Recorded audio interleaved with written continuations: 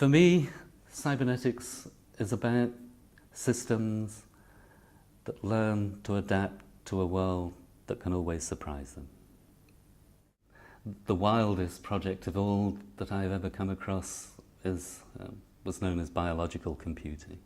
The idea of biological computing was to enroll the powers of nature into human projects. In the early 1960s, two of the people I've looked at, Stafford Beer and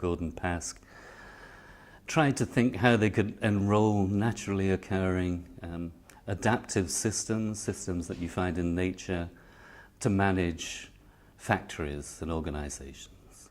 The idea was to get rid of the manager and to plug in some adaptive system in their place. This adaptive system could be a colony of mice or a colony of insects or a pond, some kind of complex ecosystem. And the idea was that just as a manager keeps the factory or the organization in balance and responds to fluctuations, well, ponds and ecosystems do that kind of thing anyway.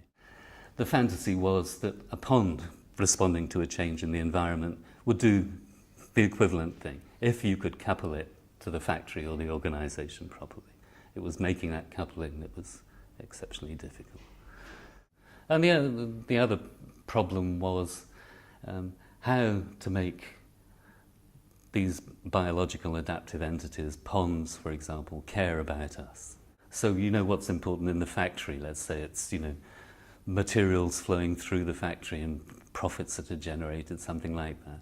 How do you turn those quantities into some kind of quantity that the pond will care about, that will act upon the state of the pond so that the pond can act back upon the factory? And it was that coupling between the human world and the organic world that they never quite solved the problem of. He had this tank full of larvae, Daphnia, little tiny pond insects, and he had the idea of feeding the Daphnia with iron filings so that they would absorb the iron filings into their cells, and that he could then communicate with them via magnetic fields. So the magnetic field would register the state of the factory, and this would do something to the Daphnia, and the Daphnia would react back on the factory. What happened was that the Daphnia would just excrete the iron filings so that the water turned this awful rusty brown and impenetrable to magnetic field, and it just didn't work. It was a brilliant idea, but as we know, there aren't any factories managed by ponds today. But if you had the